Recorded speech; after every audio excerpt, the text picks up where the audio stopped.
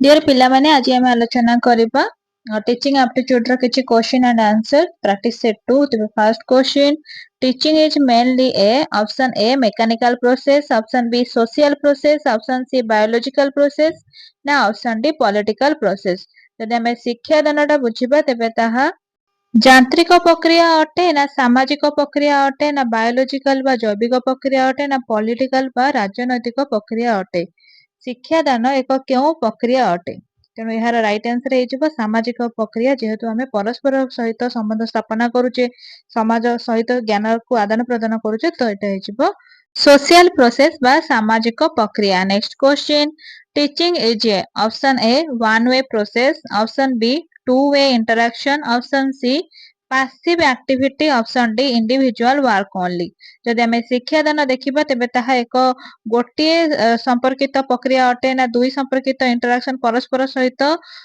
कथबार्ता हवा ता ना पासिव एक्टिविटी ना इंडिविजुअल बा एकाग्र बा एकांत हबो तो राइट आंसर हो टू वे इंटरेक्शन परस्पर मध्य रे ही आम शिक्षादान आदान प्रदान करिथौ जोठी जणे शिक्षक जणे शिक्षार्थी थांती तेणु एटा टू वे इंटरेक्शन। जीवा परवर्ती प्रश्न the main aim of teaching is to option A complete syllabus option B control students option C bring behavioural change option D conduct exams जदि हमें देखिबा शिक्षादान रो मूल लक्ष्य कोन सिलेबस को शेष करिबा ना स्टूडेंट को ऊपर कंट्रोल करिबा ना तांकर आचरण बा व्यवहार रे परिवर्तन करिबा ना एग्जाम कंडक्ट करिबा तो राइट आंसर हेजबो bring behavioural changes. Next question teaching is both option A art and science option B theory only option C practical only option D skill only जदि आम शिक्षादान कथा देखा ताहा उभय कला एवं विज्ञान संबंधी अटे ना थियोरी ना प्रैक्टिकल माने आम जहाँ को करिकी देखिबा प्रकल्प कार्य अटे ना स्किल ओनली अटे दक्षता केवल अटे जोटी ओनली लेखा हितो सेटा नेगेटिव आंसर हेजिबो तो राइट आंसर हबो कोन आर्ट एंड साइंस उभय कला एवं विज्ञान अटे। Next question which is not a characteristic of teaching option A goal oriented option B planned activity option C static process option D interactive process which is not a question टाको सब माने पढुथिबे भलो भाबरे eighty जेतु not पचारछि माने कोउटी नुहे एमानक option मानक मध्यरु तो right answer हेछि static process. तेबे static process कहले आमे कोन बुझी थाउ स्थिर प्रक्रिया तेबे शिक्षादान केबे भी गोटे स्थिर प्रक्रिया नुहे एक अनवरत प्रक्रिया अटे मरिबा पर्यंत आमे शिक्षा लाभ करिथांती तेनु एटा प्लान्ड एक्टिविटी हेजिबो गोल ओरिएंटेड हेजिबो इंटरएक्टिव प्रोसेस हेजिबो किंतु स्टैटिक प्रोसेस हेबो नाही। तेबे जिबा हमर परवर्ती प्रश्न Learning is option A temporary change, option B permanent behavioral change, option C teaching method, option D examination system।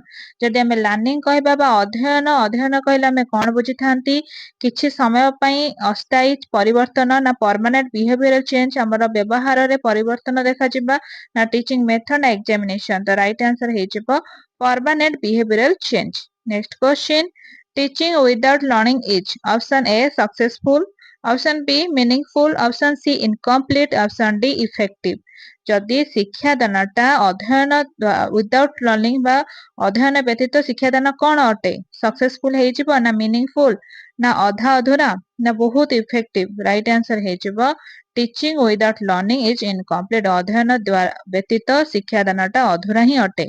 परवर्ती प्रश्न Learning is mainly related to option A teacher, option B student, option C syllabus, option D school building। जदि आमे देखिबा एठी learning और teaching भितर difference जानि पारुथिबा आपण माने लर्निंग हैला होची आमे निजे अध्ययन करिबा टीचिंग हैला आमे शिक्षादान करिबा तबे लर्निंग ता एठी काहा को रिलेट करूची जे अध्ययन करिथांते किए स्टूडेंट तो राइट आंसर हेजिबो student. Next question the difference between teaching and learning is that teaching is option A passive option B teacher centered option C examination based option D self study। जदि आमे देखिबा शिक्षादान एवं अध्ययन भितर कोन तफात रहिछि बा पार्थक्य रहिछि राइट आंसर कोन हेजिबो the difference between teaching and learning is that teaching is teacher centred शिक्षादान किए कराइथांती शिक्षक कराइथांती तेणु शिक्षक केंद्रिक हेजिबो। परवर्ती प्रश्न an effective teacher must have option A loud voice, option B good personality, option C strict nature only, option D fearful attitude। ତେଣୁ ଜଣେ ଭଲ ଶିକ୍ଷକ ସେତିକି ବେଳେ ହେଇପାରିବେ ଯାହାର ଭଏସ ଟା ବହୁତ ବଡ ଥିବ, ତାଙ୍କର ବ୍ୟକ୍ତିତ୍ୱ ବହୁତ ଭଲ ଥିବ, ନା ସେ ବହୁତ ଷ୍ଟ୍ରିକ୍ଟ ହେଇଥିବେ, ନା ବହୁତ ଭୟଭୀତ କରୁଥିବେ। ତ ରାଇଟ ଆନ୍ସର ହେଇଯିବ ଗୁଡ ପର୍ସନାଲିଟି, ତାଙ୍କର ବ୍ୟକ୍ତିତ୍ୱ ବହୁତ ଭଲ ହେଇଥିବା ଆବଶ୍ୟକ। Next question, the father of taxonomy of educational objectives is. Option A Jean ପିଆଜେ, option B B.F. Skinner, option C Benjamin Bloom, option D John Dewey. ଶିକ୍ଷଣ ଉଦ୍ଦେଶ୍ୟର ବର୍ଗୀକରଣର ଜନକ କିଏ? ତ ରାଇଟ ଆନ୍ସର କଣ ହେଇଯିବ? ଦ father of taxonomy of educational ହଉଛନ୍ତି Benjamin Blum. ଯଦି ଆମେ ଦେଖିବା ଟାକ୍ସୋନମି ଅଫ ଏଜୁକେଶନ କଣ, ତେବେ ଶିକ୍ଷା କ୍ଷେତ୍ରରେ ବ୍ଲୁମ୍ସ ଟାକ୍ସୋନମି ଏହାର ଅର୍ଥ ହେଉଛି ଛାତ୍ରଛାତ୍ରୀଙ୍କ ଶିକ୍ଷଣ ଲକ୍ଷ୍ୟକୁ ସରଳରୁ ଜଟିଳ କ୍ରମରେ ବିଭକ୍ତ କରିବା। ଯେମିତିକି ତାର ମୁଖ୍ୟ ଉଦ୍ଦେଶ୍ୟ ତିନୋଟି ରହିଛି, ଜ୍ଞାନାତ୍ମକ, ଭାବାତ୍ମକ ଆଉ କ୍ରିୟାତ୍ମକ। ଜ୍ଞାନାତ୍ମକ କହିଲେ ମନେ ରଖିବା, ବୁଝିବା, ଚିନ୍ତା କରିବା। ସେମିତି ଭାବାତ୍ମକ କହିଲେ ବିଭିନ୍ନ ଆବେଗ ଗୁଡିକ, ଏବଂ କ୍ରିୟାତ୍ମକ କହିଲେ ସାଇକୋମୋଟର ବା ଶାରୀରିକ ଦକ୍ଷତା ବା କୌଶଳର ବିକାଶକୁ ବୁଝାଇଥାଏ। ଯିବା ପରବର୍ତ୍ତୀ ପ୍ରଶ୍ନ, Bloom's taxonomy includes option A 2 domains, option B 3 domains, option C 4 domains, option D 5 domains। ବର୍ତ୍ତମାନ ଆମେ ତ ଦେଖିଥିଲେ, ତେବେ କୁହନ୍ତୁ Bloom's taxonomy ଙ୍କର କେତେଟା ଡୋମେନ୍ ରହିଛି ବା କେତେଟା ଉଦ୍ଦେଶ୍ୟ ରହିଛି ତାଙ୍କର, ଯୋଉ ରହିଲା ଟାକ୍ସୋନମିରେ ଶିକ୍ଷଣ ଉଦ୍ଦେଶ୍ୟର ବର୍ଗୀକରଣରେ କେତୋଟି ଉଦ୍ଦେଶ୍ୟ ରହିଛି? ତେବେ ସେଗୁଡିକ ହେଉଛି ଜ୍ଞାନାତ୍ମକ, ଭାବାତ୍ମକ ଆଉ କ୍ରିୟାତ୍ମକ। ଯିବା ଆମର ପରବର୍ତ୍ତୀ ପ୍ରଶ୍ନ, cognitive domain is related to option A emotions, option B skills, option C knowledge, option D attitude। ଯଦି ଆମେ ଦେଖିବା ଜ୍ଞାନାତ୍ମକ ଉଦ୍ଦେଶ୍ୟ, ତେବେ ତାହା କାହାକୁ ରିଲେଟ କରୁଛି? ଆମର ଆବେଗକୁ, ନା ଦକ୍ଷତାକୁ, ନା ଆମର ନଲେଜ କୁ, ନା ଆଟିଚ୍ୟୁଡ କୁ? ତେବେ ରାଇଟ ଆନ୍ସର କଣ ହେଇଯିବ? cognitive domain is related to knowledge। ଆମର କେତେ ମନେ ରହି ପାରୁଛି ତାକୁ ସେ ବର୍ଗୀକରଣ କରୁଛି। Next question, affective domain deals with option A thinking, option B feeling, option C physical skills, option D memory। ଯଦି ଆମେ ଦେଖିବା ଭାବାତ୍ମକ ଉଦ୍ଦେଶ୍ୟ, ତେବେ ତାହା କାହା ସହିତ ଡିଲ୍ କରୁଛି ବା କାହା ସହିତ ସମ୍ପର୍କିତ? ଭାବନା ସହିତ, ନା ଆମର ଫିଲିଂସ ସହିତ, ନା ଫିଜିକାଲ ସ୍କିଲ୍ ଶାରୀରିକ ଦକ୍ଷତା ସହିତ? ତ ରାଇଟ ଆନ୍ସର ଯେହେତୁ ଆବେଗ, ତେଣୁ ଫିଲିଂସ ହେଇଯିବ ରାଇଟ ଆନ୍ସର। ଭାବାତ୍ମକ ହଉଛି ଆବେଗକୁ ସୂଚାଇଥାଏ।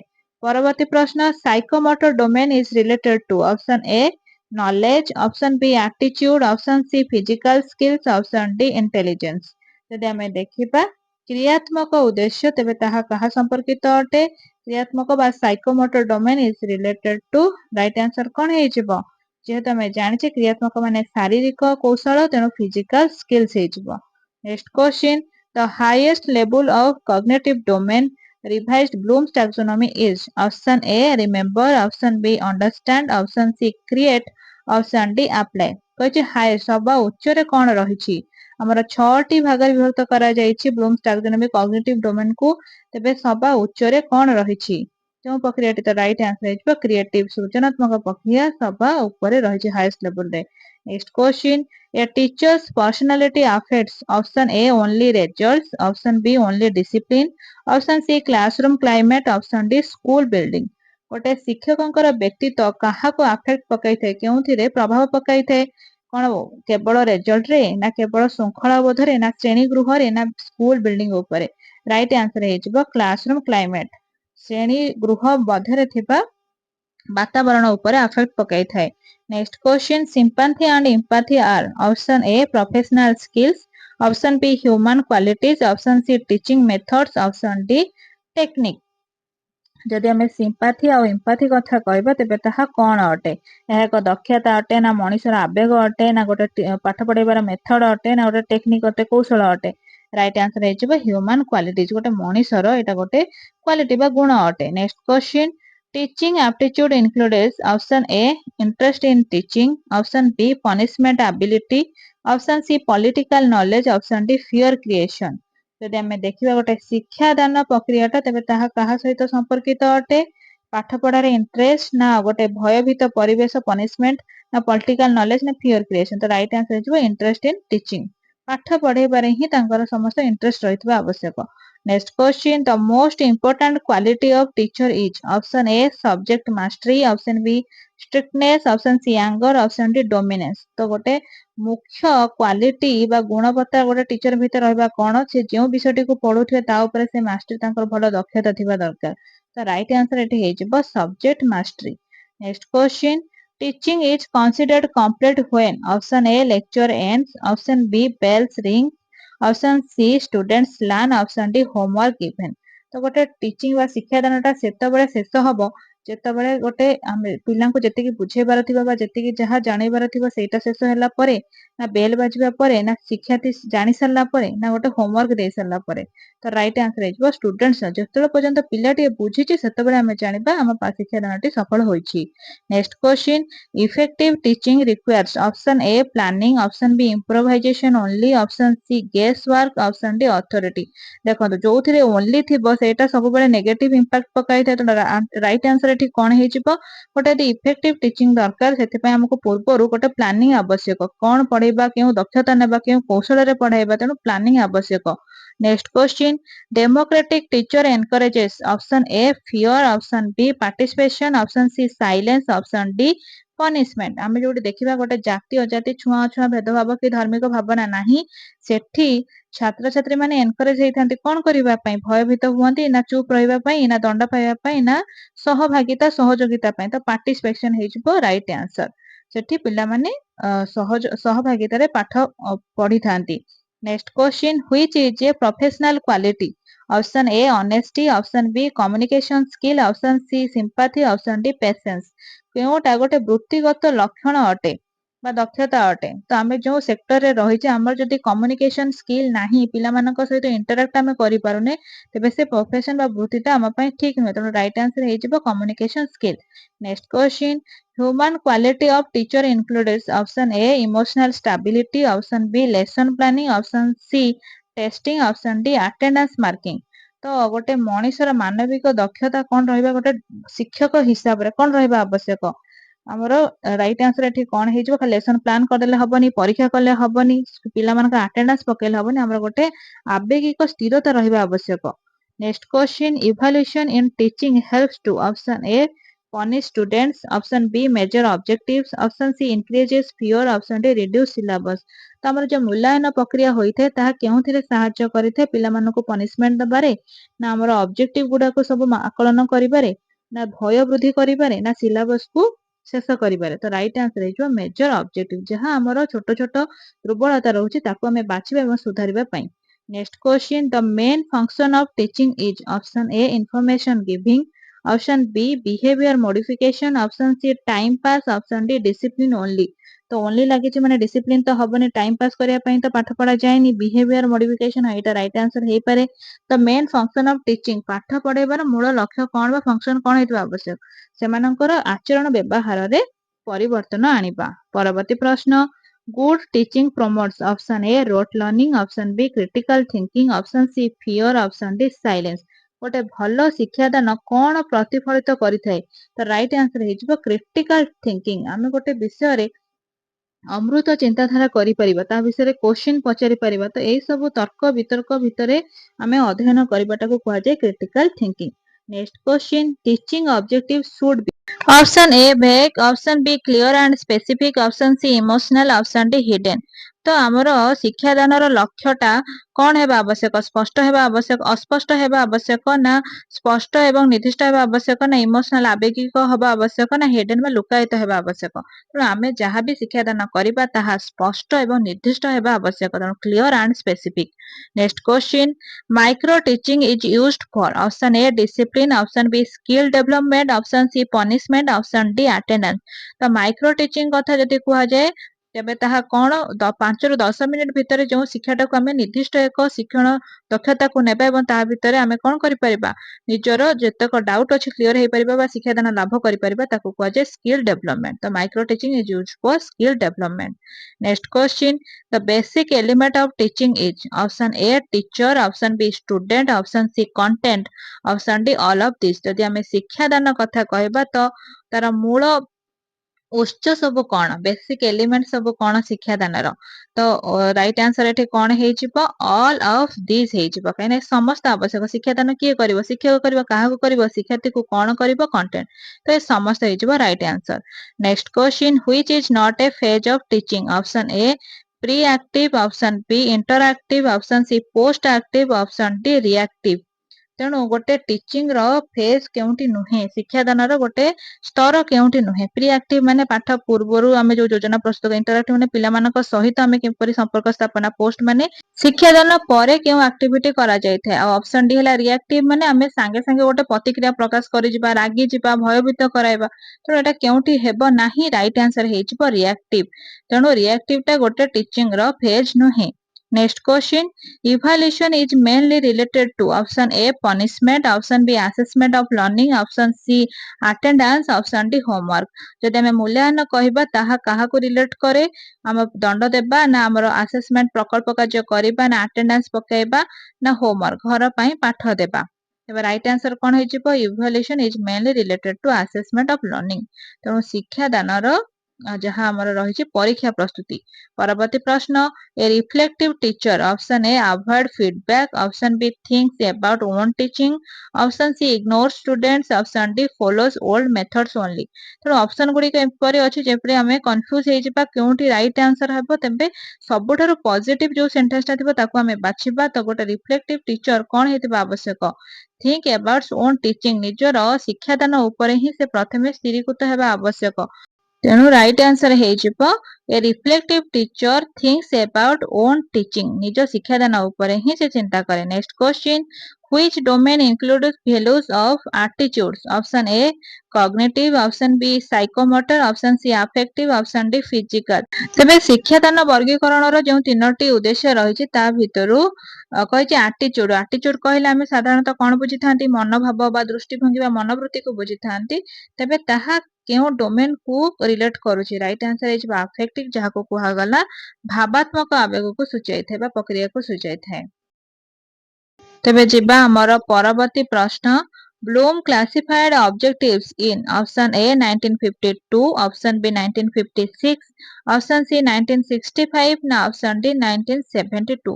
ତେବେ ଯୋଉ ବ୍ଲୁମଙ୍କର ଅବଜେକ୍ଟିଭ କୁ କ୍ଲାସିଫାଏଡ କରିବା ବା ଶିକ୍ଷାଦାନ ଅଧ୍ୟୟନର କଣ କରିବା, ଉଦ୍ଦେଶ୍ୟ ଗୁଡିକୁ ସବୁ ବିଭାଗୀକରଣ କରିବା, ବର୍ଗୀକରଣ କରିବା, ସେ କେଉଁ ମସିହାରେ କରିଥିଲେ, ରାଇଟ ଆନ୍ସର ହେଇଯିବ 1956 ମସିହାରେ, 1956। Next question, the lowest level of cognitive domain is option A create, option B evaluate, option C remember, option D apply।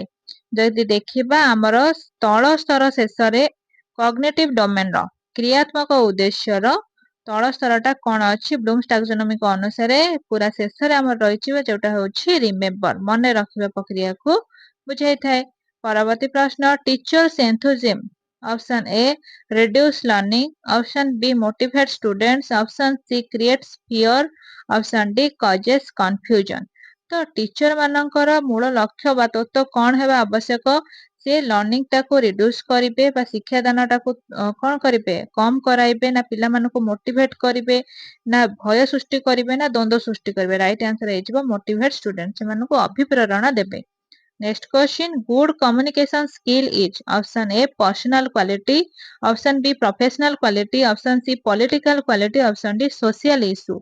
ତ ଗୋଟେ ଭଲ ଆମେ ବାର୍ତ୍ତାଳାପ କରିବା, ପିଲାମାନଙ୍କ ଭିତରେ ଗୋଟେ ଇଣ୍ଟରାକ୍ସନ କରିବା, ତେବେ ତାହା କେଉଁ ଦକ୍ଷତା ଅଟେ, ଏହା ହଉଛି ଗୋଟେ ବ୍ୟକ୍ତିତ୍ୱର ପରିଚୟ ନା ଗୋଟେ ବୃତ୍ତିଗତ ପରିଚୟ, ପ୍ରଫେସନାଲ ହବା ଆବଶ୍ୟକ। ଯେହେତୁ ଆମେ ଶିକ୍ଷାଦାନ ପ୍ରଫେସନ ବୃତ୍ତିରେ ରହିଛେ, ତେଣୁ ସେଟା ଗୋଟେ ପ୍ରଫେସନାଲ ୱେ ହବା ଆବଶ୍ୟକ, କେଉଁ ୱେରେ ଆମେ ପିଲାମାନଙ୍କ ସହିତ ଭାବର ଆଦାନ ପ୍ରଦାନ କରିପାରିବା, ଯାହାଦ୍ୱାରା କି ଶିକ୍ଷଣ ପ୍ରକ୍ରିୟାଟା ସେତିକି ସହଜପୂର୍ଣ୍ଣ ହେଇପାରିବ। ତେଣୁ ଏଇଟା ହେଇଗଲା ପ୍ରଫେସନାଲ କ୍ୱାଲିଟି। ତେବେ ଯିବା ଆମର ପରବର୍ତ୍ତୀ ପ୍ରଶ୍ନ, patience is option A human quality, option B teaching aid, option C method, option D technique. ଯଦି ଆମେ ଧୈର୍ଯ୍ୟ କଥା କହିବା ତେବେ ତାହା କଣ, ମଣିଷର ଗୋଟେ ଗୁଣ ନା ପାଠ ପଢେଇବାର ଗୋଟେ ଶିକ୍ଷଣ ସାମଗ୍ରୀ ନା ଗୋଟେ ମେଥଡ ବା କୌଶଳ ଅଟେ ନା ଗୋଟେ ଟେକ୍ନିକ, ମେଥଡ ଗୋଟେ ଦକ୍ଷତା ନା ଗୋଟେ କୌଶଳ ଅଟେ। ତ ରାଇଟ ଆନ୍ସର କଣ ହେଇଯିବ, ହ୍ୟୁମାନ କ୍ୱାଲିଟି। ତ ଧୈର୍ଯ୍ୟ ଧରିବା ଗୋଟେ ମଣିଷର ଗୁଣ ଅଟେ। ପରବର୍ତ୍ତୀ ପ୍ରଶ୍ନ, classroom management means option A controlling strictly, option B organising teaching learning, option C punishing, option D ignoring. ତେବେ ରାଇଟ୍ ଆନ୍ସର ଏଠି କଣ ହେଇଯିବ? ଅପସନ୍ ତ ଦେଖେଇ ସାରିଲାଣି ଆନ୍ସର ବି। ତେବେ ଆକୁ ବୁଝିବା ଆବଶ୍ୟକ। ତେଣୁ ଆମେ ଗୋଟେ କ୍ଲାସ ରୁମ୍ ଟାକୁ କେମିତି ମ୍ୟାନେଜ କରିବା, ତାର ସମସ୍ତ ଶିକ୍ଷାଦାନ ପ୍ରକ୍ରିୟା, ଶିକ୍ଷଣ ସାମଗ୍ରୀ, ସିଟିଂ ଆରେଞ୍ଜମେଣ୍ଟ ସବୁ ଜିନିଷ ଗୁଡିକ ଗୋଟେ ଅର୍ଗାନାଇଜିଂ ୱେରେ ହବା ଆବଶ୍ୟକ। Next question, which is not a human quality?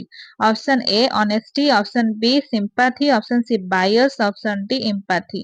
ତ କେଉଁଟା ଗୋଟେ ମାନବିକ ଦକ୍ଷତା ନୁହେଁ, ମଣିଷର ବହୁତ ଗୁଡିଏ ଅବଗୁଣ ରହିଛି। ତେବେ ଏଇ ଯୋଉ ଅପସନ ଗୁଡିକ ରହିଛି ତା ଭିତରୁ କେଉଁଠି ହେବ ନାହିଁ, ଗୋଟେ ମାନବିକ ଦକ୍ଷତା ହେବ ନାହିଁ। ଗୋଟେ ନେଗେଟିଭ ପାଇଁ ପଚାରିଛି, ତ ରାଇଟ୍ ଆନ୍ସର ହେଇଯିବ ବାୟସ୍ ହବନି। କାହାକୁ ଜଣକୁ ପ୍ରାଧାନ୍ୟ ଦେବ, ଅନ୍ୟ ଜଣକୁ ଦବନି, ସେଇଟା ହେଇଯିବ ନେଗେଟିଭ ଇମ୍ପାକ୍ଟ ପକେଇବ। ପରବର୍ତ୍ତୀ ପ୍ରଶ୍ନ, teaching should be option A flexible, option B rigid, option C fixed, option D mechanical. ତେଣୁ ଶିକ୍ଷାଦାନ ପ୍ରକ୍ରିୟାଟା କଣ ହେବା ଆବଶ୍ୟକ? ଗୋଟେ ନମନୀୟ ହେବା ଆବଶ୍ୟକ, ଯାହା ଫଳରେ ଆମେ ଯଦି କୌଣସି ଜାଗାରେ କଷ୍ଟ ଅନୁଭବ କରୁଛେ ତ ସେଟାକୁ ସହଜ ବୋଧ କରାଇବା ଆବଶ୍ୟକ। ତେଣୁ କଠୋର ହବନି, ଫିକ୍ସ ହବନି। ତ ରାଇଟ୍ ଆନ୍ସର ହେଇଯିବ ଫ୍ଲେକ୍ସିବୁଲ, ନମନୀୟ ହେବା ଆବଶ୍ୟକ। Next question, individual differences should be option A ignored, option B respected, option C punished, option D avoided. 5 ପ୍ରକୃତି ଭଳିଆ ବିଭିନ୍ନ ପ୍ରକାର ପିଲା ଆସିଥାନ୍ତି, ତେଣୁ ସେମାନଙ୍କର ନିଜସ୍ୱ ଗୋଟେ ଇଣ୍ଡିଭିଜୁଆଲ ବ୍ୟକ୍ତିତ୍ୱ ରହିଛି। ତେଣୁ ତାକୁ ଆମେ କଣ କରିବା ଆବଶ୍ୟକ? ଇଗ୍ନୋର କରିବା କି ନା ପନିଶ, ତାଙ୍କୁ ଦଣ୍ଡ ଦେବା? ତ ରାଇଟ୍ ଆନ୍ସର ହେଇଯିବ ରେସ୍ପେକ୍ଟ। ତାକୁ ଆମେ ସମ୍ମାନ ଦେବା ଏବଂ ତାଙ୍କର ମତ ଅନୁସାରେ ସେମାନେ ବୁଝିଲା ଭଳିଆ ତାଙ୍କ ସ୍ତରରେ ତାଙ୍କ ଶୈଳୀକୁ ନେଇକି ଆମେ ତାଙ୍କୁ ପାଠ ପଢେଇବା। ତ ସେଟା ହେଲା କଣ? ଆମେ ତାଙ୍କୁ ରେସ୍ପେକ୍ଟ ଦବା, ତାଙ୍କ ଭାବନା ଶୈଳୀ, ତାଙ୍କ ଶିକ୍ଷଣ ସ୍ତରକୁ ଯାଇକି ଆମକୁ ତାଙ୍କୁ ଶିକ୍ଷାଦାନ ଦବାର ଅଛି। ତେଣୁ individual difference should be respected. Next question, lesson plan is prepared in option A pre-active phase, option B interactive phase, option C post active phase ନା option D reactive phase।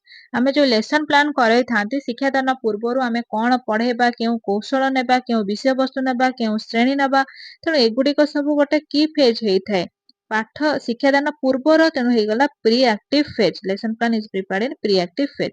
Next question, feedback helps in option A improvement, option B punishment, option C fear, option D control।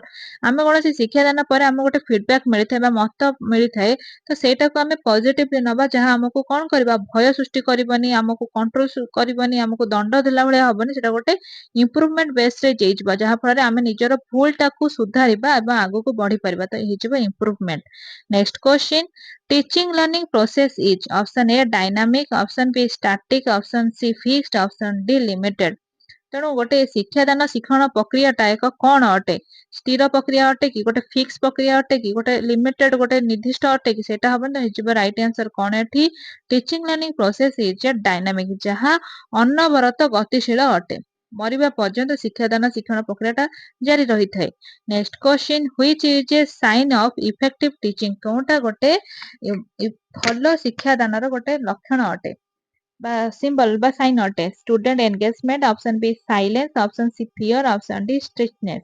ତେଣୁ ଗୋଟେ ଭଲ sign ଯଦି ଆମେ ଦେଖିବା, ଯେତେବେଳେ ଆମେ ଦେଖିବା ଛାତ୍ରଛାତ୍ରୀ ମାନେ ବା ଶିକ୍ଷାର୍ଥୀ ମାନେ ଏନଗେଜ ହଉଛନ୍ତି ଆମ ପାଠ ପଢାରେ, ସେମାନେ ମନୋନିବେଶ କରୁଛନ୍ତି। Next question, emotional stability of teacher? Option A affect classroom climate, option B has no effect, option C reduce learning, option D confuse student. ତେଣୁ ଶିକ୍ଷକଙ୍କର ଯଦି ଆମେ ଭାବାତ୍ମକ ବା ଆବେଗିକ ଷ୍ଟାବିଲିଟି ସ୍ଥିରତା ନ ରହିବ, ତେବେ ତାହାର ପ୍ରଭାବ କେଉଁଠି ଦେଖାଯିବ? ଆଫେକ୍ଟ କ୍ଲାସରୁମ କ୍ଲାଇମେଟ, ଆମ ଶ୍ରେଣୀ ଗୃହର ଯୋଉ ସାମାଜିକ ପରିବେଶଟାକୁ ତାହା ପ୍ରଦୂଷିତ କରିଦେବ। ଯିବା ପରବର୍ତ୍ତୀ ପ୍ରଶ୍ନ, which is part of affective domain? କେଉଁଠି ଗୋଟେ ପାର୍ଟ ଆଫେକ୍ଟିଭ ଡୋମେନ, ଭାବାତ୍ମକ ଉଦ୍ଦେଶ୍ୟର କେଉଁଠି ଗୋଟେ part? Option A receiving, option B applying, option C creating, option D evaluating. ତ କଣ ହେଇଯିବ? ଗ୍ରହଣ କରିବା ନା ଆପ୍ଲାଏ କରିବା ନା କିଛି ନୂଆ କରି ସୃଜନାତ୍ମକ ଗଠନ କରିବା ନା ପରୀକ୍ଷା କରିବା? ତ ରାଇଟ୍ ଆନ୍ସର ହେଇଯିବ ରିସିଭିଂ। ଯଦି ଆମେ ଆଫେକ୍ଟିଭ ଦେଖିବା ଭାବନାତ୍ମକ, ତେବେ ରିସିଭିଂ ଗ୍ରହଣ କରିବା। ପରବର୍ତ୍ତୀ ପ୍ରଶ୍ନ, teaching aids are used to? ଶିକ୍ଷଣ ସାମଗ୍ରୀ ଗୁଡିକ ବ୍ୟବହାର ହୋଇଥାଏ କଣ ପାଇଁ? Option A attract attention, option B clarify concept, option C improve learning. ତ ଏ ସମସ୍ତ ଜିନିଷ ଆମେ ଦେଖିପାରିବା, ତାହା ଶ୍ରେଣୀ ବା ଶିକ୍ଷାଦାନକୁ ବହୁତ ଇଣ୍ଟରେଷ୍ଟିଂ ବା ଆଟ୍ରାକ୍ଟ କରିଥାଏ ପିଲାମାନଙ୍କୁ। ତାପରେ ତାଙ୍କର କନସେପ୍ଟ ମଧ୍ୟ କ୍ଲିୟର ହେଇଯାଇଥାଏ, ମନେ ରହିଯାଇଥାଏ ବହୁତ ଦିନ ପର୍ଯ୍ୟନ୍ତ, ଇମ୍ପ୍ରୁଭ ହେଇଥାଏ ତାଙ୍କ ଶିକ୍ଷଣରେ। ତେଣୁ ଏ ସବୁ ହେଇଯିବ, ଅଲ ଅଫ ଦିସ୍ ହେଇଯିବ right answer. Next question, which is not a cognitive ଲେବୁଲ? Option A analysis, option B synthesis option C participation option D evaluation ज्ञानात्मक उद्देश्यर केउंटी एक पार्ट नुहे नॉट पचारिछि कोउठी नुहे एनालिसिस तो हे जिवो सिंथेसिस हे गला इवोल्यूशन हे गला तबे कोउठी न हबो नाही त राइट आंसर हे जो पार्टिसिपेशन नाही ता भीतरे कोनोसी गोटे लेवल नुहे participation next question teaching is completely when option A learning occurs option B lecture ends option C attendance taken option D homework given तो गोटे शिक्षादान सेतबेले सफल हेजिबो बा शेष हेजिबो जेतबेले कौन हम जो शिक्षादान सरीज ना लेक्चर आम दबा बंद हो ना पिला आटेंडेंस पकेबा सरीज ना गृह पाठ देते तो राइट आंसर हो लर्निंग अको जो शिक्षणटा फलप्रद हो परवर्ती प्रश्न motivation is option A internal force option B external exam option C fear option D punishment जदि आमे कहिबा अभिप्रेरणा दबा क्या गोटे प्रेरणा दबा तेबे ताहा कौन अटे गोटे बाह्य परीक्षा अटे ना गोटे भय अटे ना गोटे दंड अटे ना इंटरनल फोर्स अटे गोटे मनोबल अटे आत्मिक मनोबल अटे आगको बढ़िया तो motivation is internal force next question evaluation after teaching is option A preactive option B interactive option C post active option D reactive ଯେତେବେଳେ ଆମେ କୌଣସି ଗୋଟେ ଶିକ୍ଷାଦାନ ଦେଇ ସାରନ୍ତି ତାପରେ ଗୋଟେ ଇଭାଲ୍ୟୁଏସନ ଆମେ କରିଥାନ୍ତି ଗୋଟେ ମୂଲ୍ୟାୟନ କରିଥାନ୍ତି ଯେତିକି ଆମେ ଶିକ୍ଷାଦାନ କଲେ ପିଲାଟି କେତେ ଗ୍ରହଣ କରିଛି ସେଟା ଜାଣିବା ପାଇଁ ତ ସେଇଟା ହେଇଯିବ ଆମର କଣ ପୋଷ୍ଟ ଆକ୍ଟିଭ କାର୍ଯ୍ୟକ୍ରମ ପରେ ଯେଉଁଠି ହୁଏ post active next question child centre education was supported by option A John Dewey option B B F Skinner option C Ivan Pavlov option D Sigmund Freud तो राइट आंसर कौन हेजिबो चाइल्ड सेंटर शिक्षार्थी केन्द्रिक शिक्षादानटा को किए सपोर्ट करुथिले बा सहयोग करुथिले किए राइट आंसर हेजिबो जॉन ड्यूई से कहउथिले शिक्षार्थी केन्द्रिक शिक्षादान पई परवर्ती प्रश्न which is related to aptitude तेणु यहाक बदरु केउठी गोटे एप्टीट्यूड बा शिक्षादान प्रक्रिया को अध्ययन प्रक्रिया को हमरो रहिछि रिलेट करूछि नेचुरल एबिलिटी ना फिजिकल स्ट्रेंथ ना वेल्थ ना स्टेटस तेणु जदि आमे शिक्षादान शिक्षण प्रक्रिया कथा देखिबा तेबे केउठी एटा रिलेट कर पिलार स्टेटस कोन तार केते धन संपत्ति अछि तार केते शारीरिक दक्षता अछि से सब नुहे जेतबेले एटा शिक्षादान कथा आसुछि तो पिलाटीर शिक्षा माने शिक्षादान ऊपर केतोटी तार स्वतःप्रत भाव यदि प्राकृतिक दक्षता केते अछि तार व्यक्तिगत भाव केते दक्षता अछि जे से पाठ को ग्रहण करि पारुछि तो natural ability next question effective questioning develops option A thinking option B fear option C confusion option D silence जदि आमे गोटे गठनमूलक प्रश्नटीए पचारिबा ताहा कोन करिथाय पिला मनरे गोटे कोन सृष्टि करे भय सृष्टि करे ना द्वंद्व सृष्टि करे ना पिलाटी स्थिर होई जाय ना पिलाटी चिंता करबा को लागे तो राइट आंसर हे जिवो थिंकिंग तांकर भावनात्मक विकास कराई थाए effective question develops thinking next question personality includes option A behaviour option B attitude option C appearance option D all of this जदि हमें देखिबा व्यक्तित्व कहिला हमें कोन बुझिथांती व्यवहार ना हमर मनोभाव जाको दृष्टिकोण कुहा जाय ना हमर शारीरिक appearance केमते अछि हम केमती पोशाक पिन्धिछे किपरि व्यवहार करूछे तो ए समस्त हे ऑल ऑफ दिस तेणु प्रत्येक जिनिस व्यक्तित्व को इंडिकेट करिथाय next question teaching learning is option A cooperative process option B one sided process option C mechanical work option D temporary activity तेणु टीचिंग लर्निंग माने शिक्षादान और अध्ययन यह कई प्रकार प्रक्रिया अटे परस्पर संबंधी ना गोटे पाखिक ना यहाँ हूँ यांत्रिक ना गोटे किछि क्षणस्थायी तो राइट आंसर हो कोऑपरेटिव परस्पर मध्य कोऑपरेशन करबा सह संबंध रहिले ही शिक्षादान और अध्ययन परस्पर सहित संबंधित हेई परिबे एवं फलप्रद हेई परिबो तो कोऑपरेटिव हे जिवो तेबे जिबा हमर परवर्ती प्रश्न तेबे कुहंतु who said no fixed aim of education and no values in advance option A progressive educator option B idealist option C realist option D Marxist तेणु किए कहिछंती केउ आदर्शवादी माने कहिछंती जे no fixed aim of education कोन छोटे निर्दिष्ट लक्ष्य नाही शिक्षार एहा केउ मानकर माइंडसेट अटे तो आदर्शवादी ना जो माने होचे रियलिस्टेट वास्तववादी ना मार्क्सवादी तो राइट आंसर है progressive educator right answer progressive educator next question what is called education acquired without any specific purpose fixed period and place option A indirect education, option D individual education ना option C informal education ना option D formal education. औपचारिक शिक्षा ना अनौपचारिक शिक्षा ना एकांत शिक्षा ना परोक्ष शिक्षा। ଯଦି କହିଛି ତେବେ ତାହା କେଉଁ ଶିକ୍ଷା ଅଟେ, ହ୍ୱାଟ ଇଜ କଲ୍ଡ ଏଜୁକେସନ, ତାହା କେଉଁ ଶିକ୍ଷା ଅଟେ ଯାହାର କୌଣସି ଗୋଟେ ସ୍ପେସିଫିକ ପର୍ପୋଜ ନଥିବ, ଉଦ୍ଦେଶ୍ୟ ନଥିବ, କୌଣସି ଗୋଟେ ସମୟ ନଥିବ, ଗୋଟେ ସ୍ଥାନ ନଥିବ, ସେଟାକୁ ଆମେ କହିଥାନ୍ତି ଇନଫର୍ମାଲ ଏଜୁକେସନ ବା ଅନୌପଚାରିକ ଶିକ୍ଷା। Next question, what is the origin of the word education? Option A E and ketum, option B edu and ketum, option C word educate, option D none of these।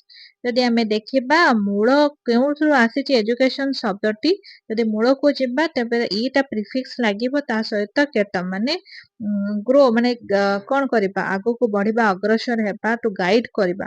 ତ right answer ହେଇଗଲା E and ketum, ଯାହାକି latrine ଶବ୍ଦ ଏଜୁକେୟାର ରୁ ଆସିଛି, ତେଣୁ ହେଇଯିବ right answer E and ketum। Next question, which of the following statement is correct? Option A education is an art, option B education is a science, option C it is neither an art nor science, option D to some extent it is art and to some extent it is science। ତେବେ education କଣ, ଶିକ୍ଷା କଣ? ତ ଆଗରୁ ଆମେ ପଢିଛେ education is an art is a science, ତେଣୁ ଦିଟା କହିପାରିବ କଳା ଏବଂ ବିଜ୍ଞାନ। କିନ୍ତୁ ଏଠି ପ୍ରଶ୍ନ କଣ ପଚାରୁଛି, କୋଉଟା କରେକ୍ଟ ହଉଛି, following statement is correct, it is neither an art nor science। ତେଣୁ ଏହା କେବଳ ଗୋଟିଏ ହବନି, ଦୁଇଟା ଯାକ ହବ, ଆର୍ଟସ ଏବଂ science. Next question, the term progressive education related to, option A realism, option B pragmatism, option C idealism, option D existentialism। ତେଣୁ କୋଉଟା ହେଇଯିବ, ରିଏଲିଜିମ ହେଲା କଣ, ବାସ୍ତବବାଦୀ, ପ୍ରାଗ୍ମାଟିଜିମ କଣ, ପ୍ରୟୋଗବାଦୀ ବା ଯୋଉ କାର୍ଯ୍ୟକାରିତାକୁ ବୁଝାଇଥାଏ, ଆଇଡିଆଲିଜିମ ହେଲା ଆଦର୍ଶବାଦୀ, ଏକ୍ସିଷ୍ଟେଣ୍ଟାଲିଜିମ ହେଉଛି ଅସ୍ତିତ୍ୱବାଦ। ତେବେ ଯୋଉ ଟର୍ମ ହଉଛି ପ୍ରୋଗ୍ରେସିଭ ଏଜୁକେସନ, ପ୍ରୋଗ୍ରେସିଭ ମାନେ ପ୍ରଗତିଶୀଳ ଶିକ୍ଷା, ଯଦି ଆମେ ଦେଖିବା ତେବେ ତାହା କାହାକୁ ରିଲେଟ କରୁଛି, ରାଇଟ ଆନ୍ସର କଣ ହେଇଯିବ, ପ୍ରାଗ୍ମାଟିଜିମ ହେଇଯିବ। ପ୍ରାଗ୍ମାଟିଜିମ ମାନେ ହଉଛି ପ୍ରୟୋଗବାଦ, ଆମେ ଖାଲି କଥାରେ ତ କହିଦେଲେ ଗୋଟେ ନୀତି ଧରିକି ବସିଗଲେ ହବନି, କାର୍ଯ୍ୟକାରିତାରେ ମଧ୍ୟ ଦେଖେଇବାକୁ ପଡିବ। Next question, in whose methodology of teaching experimentation is the keynote of, option A idealism, option B existentialism, option C realism, option D pragmatism। ତେଣୁ ରାଇଟ ଆନ୍ସର କଣ ହେଇଯିବ, ଯଦି ଆମେ ଏକ୍ସପେରିମେଣ୍ଟ କରୁଛେ କୌଣସି ପ୍ରକଳ୍ପ କାର୍ଯ୍ୟ ନେଇକି ତାର ବାସ୍ତବତାକୁ ଦେଖୁଛେ ତେବେ ତାହା କଣ ହେଇଯିବ, କେଉଁ ହେଇଯିବ, କେଉଁ ଆଦର୍ଶବାଦୀ ହେଇଯିବ, ନା ହଉଛି ଅସ୍ତିତ୍ୱବାଦ, ନା ହଉଛି ରିଆଲିଜିମ ହେଇଯିବ ବାସ୍ତବବାଦୀ, ନା ପ୍ରୟୋଗବାଦୀ। ତେଣୁ ଯେହେତୁ ଆମେ ଏକ୍ସପେରିମେଣ୍ଟ କରୁଛେ, ପ୍ରୟୋଗ କରୁଛେ, ତ ରାଇଟ ଆନ୍ସର ହେଇଯିବ କଣ, ପ୍ରାଗ୍ମାଟିଜିମ। ତେବେ ଯିବା ଆମର ପରବର୍ତ୍ତୀ ପ୍ରଶ୍ନ, which statement about truth is not correct according to the philosophy of pragmatism? ଯଦି ଆମେ ଦେଖିବା ପ୍ରୟୋଗବାଦୀ ବା କାର୍ଯ୍ୟକାରିତା ଥିଓରିକୁ, ଫିଲୋସଫିକୁ, ତେବେ କୋଉଟା ସଠିକ ବାକ୍ୟ ନୁହେଁ, ନଟ୍ କରେକ୍ଟ ପଚାରିଛି। Option A it is made by man, it is ever changing, option C it is eternal, option D it is what emerge to be true in actual practice. ତେଣୁ କେଉଁ ଷ୍ଟେଟମେଣ୍ଟ ଠିକ ନୁହେଁ ଯଦି ଆମେ ଦେଖିବା ପ୍ରାଗ୍ମାଟିଜିମରେ, ତେବେ right answer ହେଇଯିବ ଇଟ୍ is ଇଟର୍ନାଲ। ଏହା ଏକ ଶାଶ୍ୱତ, ତାହା କେବେ ବି ଭୁଲି ହେବ ନାହିଁ, ଯାହାକୁ ଆମେ ଯଦି କରିକି କୌଣସି ଜିନିଷ ଶିଖୁଛେ ତାହା ଚିରସ୍ଥାୟୀ ବା ଶାଶ୍ୱତ, ଯାହା ବହୁତ ଦିନ ପର୍ଯ୍ୟନ୍ତ ଆମର କଣ ଘୋଷା ପଦ୍ଧତିକ ଭାବରେ ମନେ ରଖିବାକୁ ପଡିବ ନାହିଁ, ତାହା ଆପେ ଆପେ ହିଁ ମାନେ କଣ ହେଇଯିବ, ଚିରସ୍ଥାୟୀ ଜ୍ଞାନଟା ଉପଲବ୍ଧ ହେଇଯିବ। ଯିବା ଆମର ପରବର୍ତ୍ତୀ ପ୍ରଶ୍ନ, which one of the following sentence is correct about the nature of teaching? Option A it is diagnostic, option B it is remedial, option C it is diagnostic as well as remedial, option D all the above statement are correct। ତେଣୁ ଶିକ୍ଷାଦାନ ଗୋଟେ ପ୍ରକ୍ରିୟାର nature କଣ, ତାର ପ୍ରକୃତି କଣ, ତ right answer ହେଇଯିବ all the above statement are correct। ସବୁ ଜିନିଷ ହେଇପାରିବ, ଆମେ ତାକୁ ରିମେଡିଆଲ କ୍ଲାସ ଦେଇପାରିବା, ସେମାନଙ୍କୁ ଡିଆଗ୍ନୋଷ୍ଟିକ କ୍ରିୟାତ୍ମକ କାର୍ଯ୍ୟକଳାପ ଆମେ ଦେଇପାରିବା, ତେଣୁ ସମସ୍ତ ପ୍ରକାର ଡୋମେନ ଆମେ ରଖିପାରିବା। ଯଦି ଆମେ ଟିଚିଂ କଥା କହୁଛେ ତେଣୁ ସମସ୍ତ ପ୍ରକାର, ତେଣୁ ଅଲ ଅଫ ହେଇଯିବ right answer. Next question, who emphasized realization on truth, beauty and goodness as the aims of education? Option A idealist, option B pragmatist, option C realist, option D naturalist। ତେଣୁ ପ୍ରକୃତିବାଦୀ କହିଛନ୍ତି, ନା ଆମର ଆଦର୍ଶବାଦୀ କହିଛନ୍ତି, ନା ବାସ୍ତବବାଦୀ କହିଛନ୍ତି, ନା ପ୍ରୟୋଗବାଦୀ କହିଛନ୍ତି। who emphasized realization of truth, beauty and goodness as the aim of education। ତ ରାଇଟ ଆନ୍ସର ହେଇଯିବ ଆଦର୍ଶବାଦୀ ମାନେ ମତ ଦେଇଛନ୍ତି। ଯିବା ଆମର ପରବର୍ତ୍ତୀ ପ୍ରଶ୍ନ, what is the compulsory element of learning? ବାଧ୍ୟତାମୂଳକ କମ୍ପଲସରି ଅଟେ। Option A, ability to read. Option B, bright mind. Option C, tendency to know. Option D, none of these. ଯଦି ଆମେ ଗୋଟେ ଦେଖିବା ସେ ଅଧ୍ୟୟନ ପ୍ରକ୍ରିୟାଟା କଣ ହବା ଆବଶ୍ୟକ, ତାର କମ୍ପଲସରି ଏଲିମେଣ୍ଟ ଗୋଟେ ମୂଳ ଉତ୍ସ କଣ ହେଇଥିବା ଆବଶ୍ୟକ, ତ ରାଇଟ ଆନ୍ସର ହେଇଯିବ ଟେଣ୍ଡେନ୍ସି ଟୁ नो। ତ ଜାଣିବାର ଇଚ୍ଛା ବା ଜିଜ୍ଞାସା ଥିବା ଆବଶ୍ୟକ, ତାହେଲେ ଯାଇ ତମେ ଅଧ୍ୟୟନ କରିପାରିବ। Next question, what is the most crucial characteristic of an effective teacher? Option A, high academic qualification. Option B, ability to keep students silent. Option C, mastery of the subject matter. Option D, genuine interest in student welfare. ଗୋଟେ ବହୁତ କ୍ୟୁରିସିଆଲ characteristic ଗୁଣବତ୍ତା କଣ ରହିଥିବା ଗୋଟେ teacher ପାଖରେ ଆବଶ୍ୟକ, ତ right answer ଏଠି କଣ ହେଇଯିବ, ତାଙ୍କର ଯୋଉ ହାଇ କ୍ୱାଲିଫିକେସନ ହେଇଥାଉ କିମ୍ବା ଷ୍ଟୁଡେଣ୍ଟ ପ୍ରତି ତାଙ୍କର ମାଷ୍ଟରୀ ଥାଉ ସବଜେକ୍ଟ ଉପରେ, ଏସବୁ ଜିନିଷ ତାଙ୍କର ପ୍ରଫେସନାଲ ମାନେ କ୍ୟାରେକ୍ଟରିଷ୍ଟିକ ହେଇଯିବ। କିନ୍ତୁ ଗୋଟେ ଷ୍ଟୁଡେଣ୍ଟ ପ୍ରତି କିପରି ହବା ଆବଶ୍ୟକ, ଜେନ୍ୟୁଇନ ଇଣ୍ଟରେଷ୍ଟ ଥିବା ଦରକାର, ପିଲାର କଣ ତାର ମାନସିକ ପରିସ୍ଥିତି କଣ ଅଛି, ତାର ଆବେଗକୁ ବୁଝିବା ଆବଶ୍ୟକ। ତ genuine interest in student welfare. Next question, when a student is continuously misbehaving in the classroom, the teacher should। ଯଦି ଗୋଟେ ପିଲା ଅନବରତ ଭାବରେ ମିସବିହେଭ କରୁଛି ଶ୍ରେଣୀ ଗୃହରେ, ତେବେ ଟିଚର କଣ କରିବା ଆବଶ୍ୟକ? Punish the student in front of the class, expel the student from the class, understand the root cause of this behavior. Option D, inform the principal immediately।